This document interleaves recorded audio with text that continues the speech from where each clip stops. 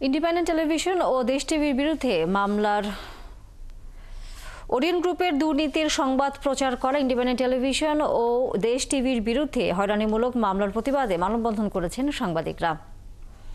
সকালে জাতীয় প্রেস ক্লাবের সামনে মানববন্ধন করে তারা বলেন, স্বাধীন গণমাধ্যম ও সাংবাদিকদের কণ্ঠরোধ করতে ওরিয়ন গ্রুপ মানহানির মামলা দিয়ে হয়রানি করছে।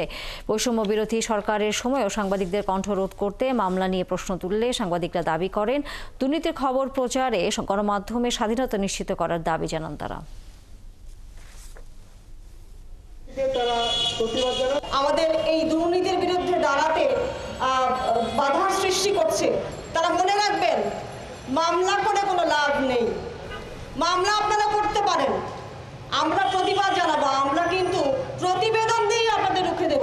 ইন্ডিপেন্ডেন্ট টেলিভিশন বলতে চেয়েছে, আমরা যেখানে দুর্নীতি, যেখানে স্বজনপ্রীতি, সেখানেই ইন্ডিপেন্ডেন্ট টেলিভিশন কাজ করে, কোনো ব্যক্তি, কোনো প্রতিষ্ঠানের বিরুদ্ধে নয়।